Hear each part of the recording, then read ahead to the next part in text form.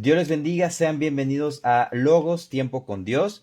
Es un gusto que nos puedan estar acompañando y en estas secciones que se llevan a cabo de manera especial, de manera pues cuando se lleva a cabo el inicio de un libro. Y como estamos cambiando de mes, el día de mañana con la ayuda del Señor va a ser junio, entonces eso conlleva iniciar otro estudio de libro. Y para hacer una pausa en el estudio de Primero de Reyes, vamos a estar estudiando las dos cartas de Pedro, primera y segunda de Pedro, posterior el profeta Abdías, y después retomamos con segundo libro de Reyes. Pero el video de hoy va a estar centrado en este trasfondo, en esta introducción sobre lo que es la primera carta del apóstol Pedro. Y pues para efecto de ello vamos a estar revisando los datos como el autor, pues la fecha, destinatario, propósito y temas que va tratando la carta. Los vamos a estar manejando de una manera bastante práctica, bastante sencilla, para que pueda ser pues de edificación para cada uno de ustedes. Y si llega a surgir alguna duda, si llega a surgir algún comentario, pueden escribirlo aquí abajo con toda confianza que en lo más pronto posible, con la ayuda de Dios, terminando mis proyectos, voy a estar disponiendo de todo el tiempo posible para estar contestando cada uno de los comentarios. Me permito presentar, después de tanto tiempo de estar compartiendo los devocionales, mucho gusto, mi nombre es Caleb Estrada y es un gusto que podamos estar compartiendo de estos devocionales, de estos estudios bíblicos y reciban un saludo. Muy bien. Pues vamos a iniciar y realmente me gustaría iniciar orando con este estudio de la introducción a Primera de Pedro y pues oremos. Padre Santo, gracias porque es tu grande misericordia la que nos sostiene, la que nos ayuda principalmente a conocer tu palabra, a encontrar fortaleza en ella y a reconocer que de ti tenemos todo lo que nosotros necesitamos para el diario vivir. Mi Señor, ayúdanos para que estos temas, esta introducción para Primera de Pedro, los temas posteriores que vamos a estar estudiando en este año en el devocional, sea de edificación para cada uno, que sea tu mano poderosa hablándonos y que seas tú sustentándonos en el día a día. Muchas gracias, bendice a nuestros hermanos que nos están escuchando en el nombre de Jesús. Amén. Muy bien, vamos a comenzar en este elemento de la carta, la primera carta de Pedro.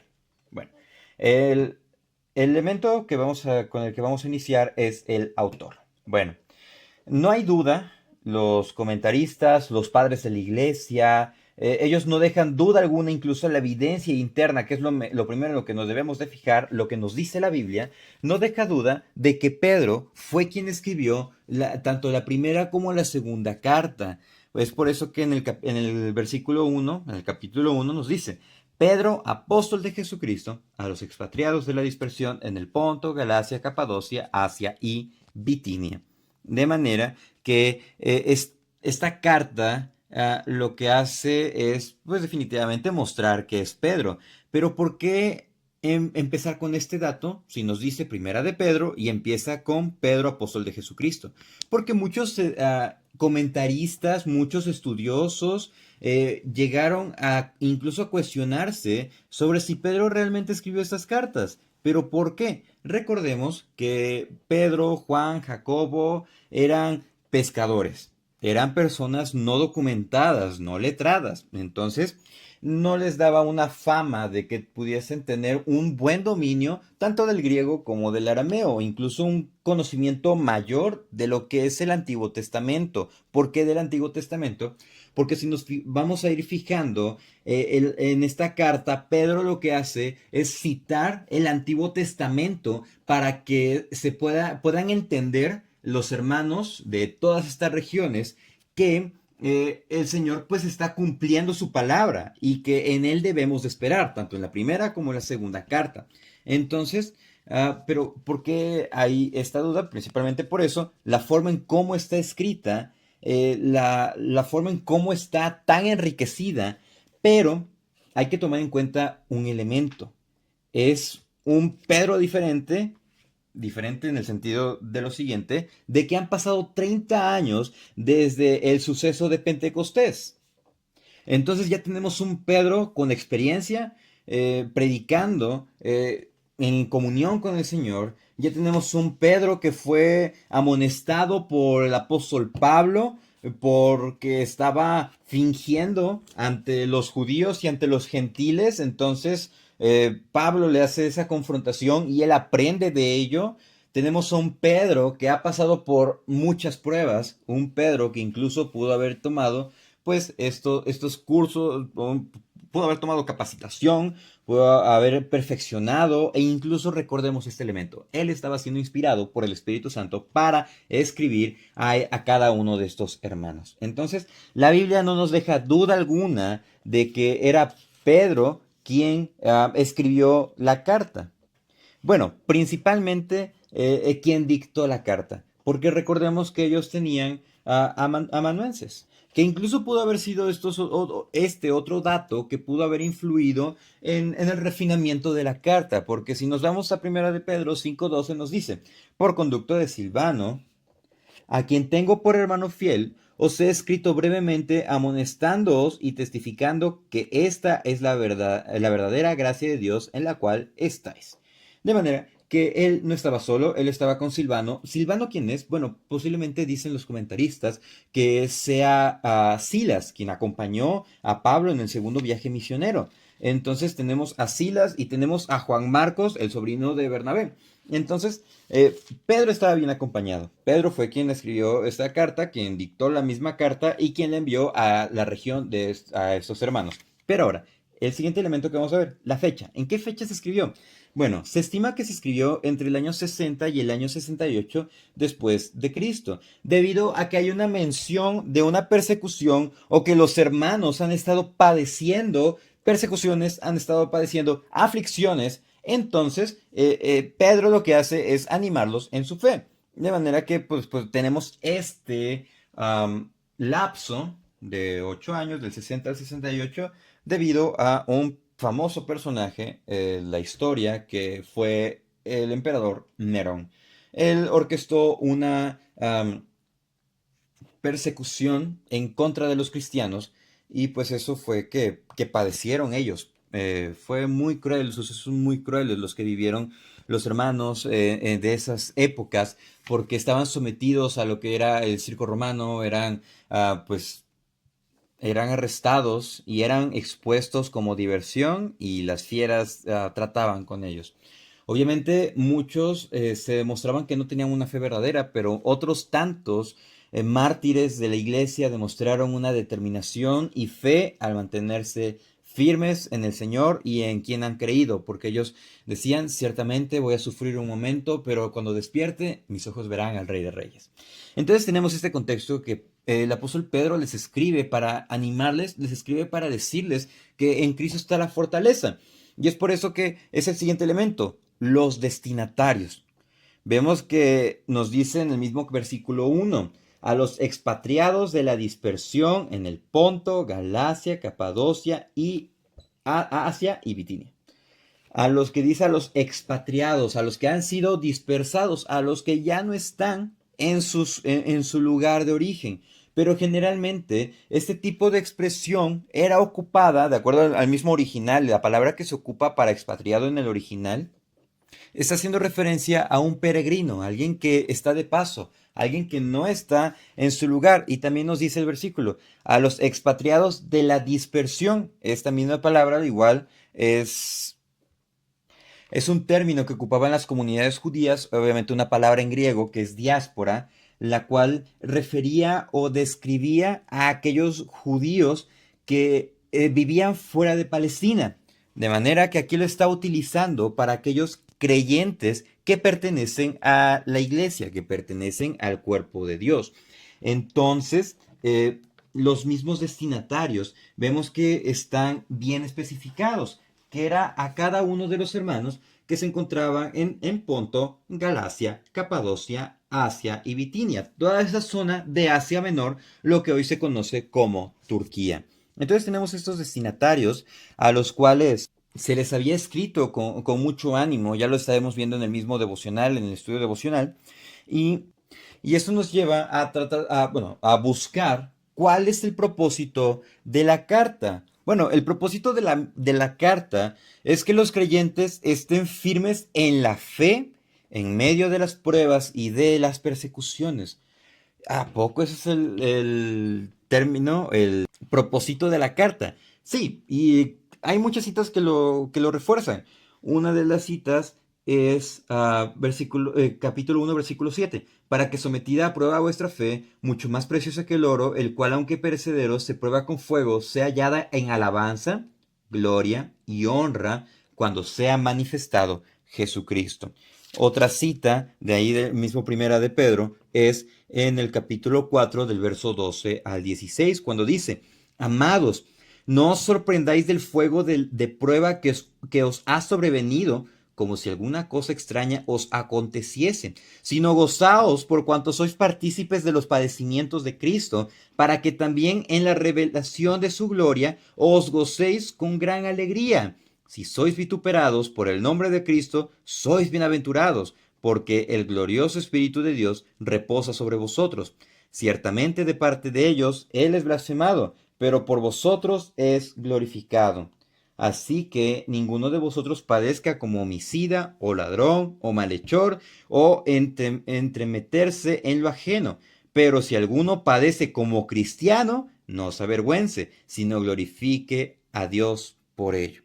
De manera que les dice: ustedes deben de estar firmes en quien han creído. Ustedes deben de mantener esta convicción de que en Cristo está su salvación, de que en Cristo está su plenitud, e incluso les dice: no se sorprendan cuando pasen por el fuego de la prueba, como si fuese algo completamente extraño, sino que vean lo normal. Pero eso es porque los cristianos amamos el sufrimiento.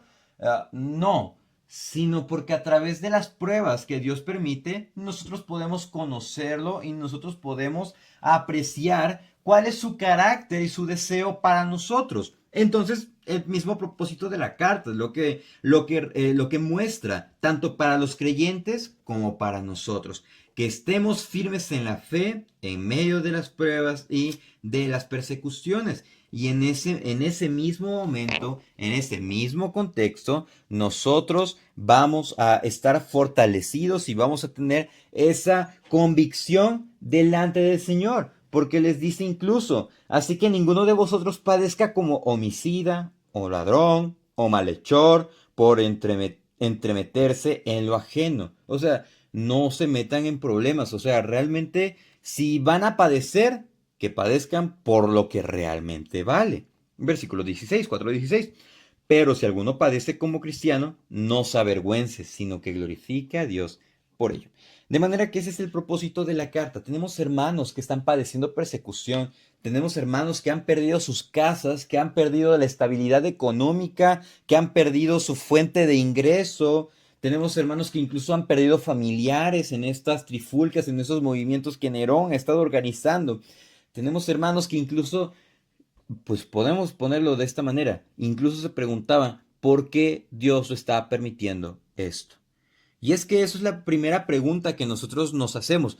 ¿Por qué Dios, si Él conoce todo, permite el sufrimiento? ¿Por qué Dios permite esto? ¿Por qué Dios permite esto? Pues porque Dios es soberano, Dios lo permite todo. Pero es que cuando nosotros estamos en Cristo, esas mismas pruebas, lo que va a revelar debe de ser un carácter aprobado. Lo que debe de revelar es que nosotros debemos de fortalecernos en Cristo. Dice que nos debemos de gozar porque estamos participando de los padecimientos de Cristo y para que también nos alegremos de su gloria. Y dice el versículo 14: si sois vituperados por el nombre de Cristo, ustedes son dichosos, son 3 veces felices, porque dice son bienaventurados, porque el glorioso Espíritu de Dios está sobre ustedes. O sea, les está diciendo: ustedes gócense porque están siendo perseguidos, porque Dios los está respaldando, porque Dios está mostrando a ustedes lo que es ser creyentes, lo que es padecer. Es por eso que nosotros no debemos de quejarnos por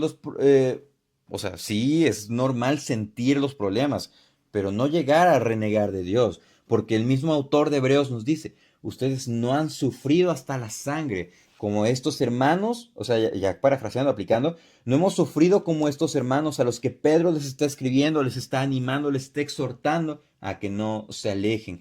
De manera que la prueba siempre va a venir a demostrar qué tan real es nuestra fe. C.S. Lewis dijo, solo un verdadero desafío prueba la calidad de una creencia. Entonces, nosotros vamos a experimentar pruebas. Si estás en una prueba, no te desanimes, sino que debes de considerarte dichoso si es que es una prueba del Señor. Si es una consecuencia del pecado, pues hay que aferrarnos más a Dios. Pero si es una prueba, definitivamente debemos de considerarnos dichosos porque dice, el Espíritu de Dios reposa sobre vosotros. De manera que dice, si alguno padece como cristiano, no se avergüence, sino glorifique a Dios. Nuestra respuesta debe de ser glorificar a Dios en todo. De manera que ese es el mismo propósito de la carta, llevar la misma identidad del creyente a permanecer firme en la fe en medio de las pruebas y de las persecuciones. Ciertamente no tenemos persecuciones, tenemos otro tipo de problemas, tenemos otro tipo de adversidades, pero en ese otro tipo de adversidades nosotros debemos de responder como todo un creyente. Y eso nos conduce al último elemento de esta introducción, la cual es los temas de la carta. El primer tema de lo cual nosotros vamos a estar abordando, pues es un llamado a tener una esperanza viva en Cristo. Todo eso pues lo tenemos en el mismo capítulo 1. ¿Por qué nos llama a tener una esperanza viva en Cristo? Porque recordemos que estos hermanos están padeciendo. Estos hermanos están viendo a sus familiares fallecer, están viendo a sus familiares sufrir, están escuchando de otros creyentes. Entonces, eso nos debe de llevar a tener, los debía de llevar a tener una esperanza viva en Cristo, porque Cristo resucitó y Cristo les está mostrando de su gracia, de su gloria. Otro tema que trata la carta es el vivir en santidad. Porque a pesar de las pruebas, ciertamente es normal ese deseo de querer retroceder. De manera que nosotros debemos de mantenernos firmes y es lo que lleva la carta a vivir en santidad. Y es por eso que llama, dice, ciñan los lomos de vuestro entendimiento, sean sobrios, esperen por completo en la gracia que os traerá cuando Jesucristo sea manifestado. Realmente entiendan, no estén disvariando, no digan cosas sin sentido, sino que estén sobrios. Dice, esperen por completo en la gracia, esperen por completo en Jesús. Y eso lleva a vivir en completa santidad.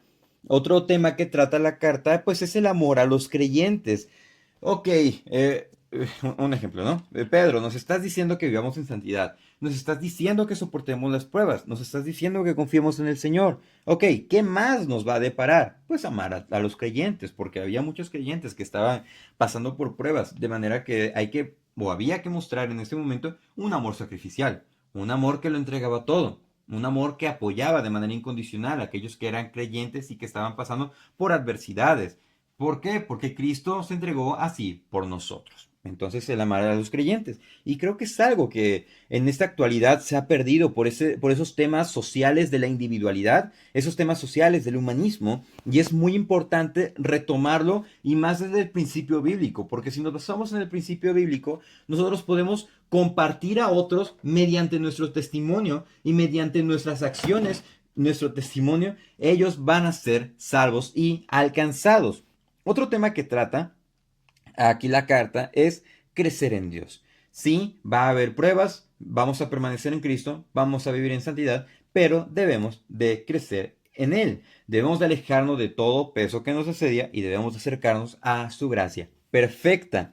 Otro tema que trata es la conducta del creyente ante diferentes momentos, como el trabajo, las relaciones maritales entre esposo y esposa y cómo debe de salir a flote el que realmente somos creyentes.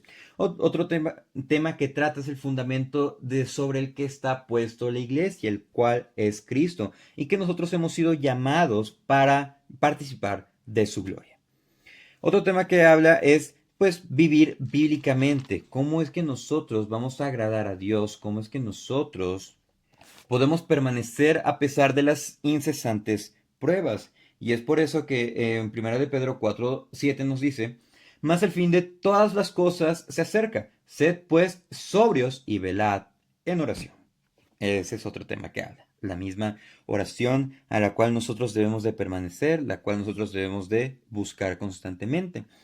Y por último, trata otro tema de confiar plenamente en Dios.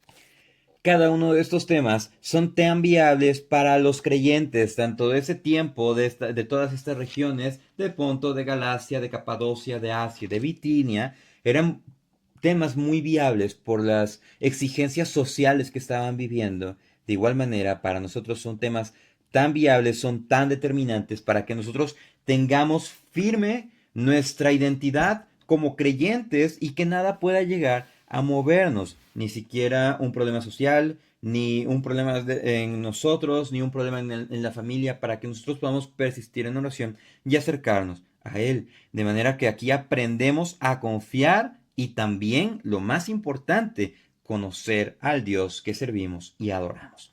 Primera de Pedro 5:10 nos dice: mas el Dios de toda gracia, que nos llamó a su gloria eterna en Jesucristo, después de que hayáis padecido un poco de tiempo, Él mismo os perfeccione, afirme, fortalezca y establezca. A Él sea la gloria y el imperio por los siglos de los siglos. Solamente a Él sea la gloria, a Él sea la honra. ¿Por qué? Porque Él es el Dios de toda gracia.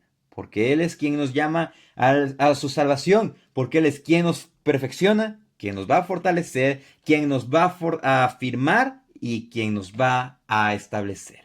De manera que todos estos temas y más elementos vamos a estar estudiando en la carta de Pedro, esperando que esta introducción, que este trasfondo sirva para cada uno de nosotros y podamos acercarnos con mayor interés a esta carta, que podamos leerla pues varias veces. Son solo 5 capítulos los cuales se van a estar estudiando, y que sea de bendición principalmente estos puntos, porque vamos a estar tratando cada uno de esos temas y es necesario que podamos tener ese contexto para empezar sin ningún problema los estudios devocionales.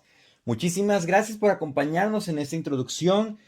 Nos estamos viendo en el devocional correspondiente al mes de junio. Y muchísimas gracias por acompañarnos. Les invitamos a que puedan compartir estos videos de introducción, estos videos también de devocional y también los otros videos que se vayan a ir publicando, deseando que sea de edificación. Y si Dios nos presta vida, continuaremos nuestro estudio devocional. Saludos.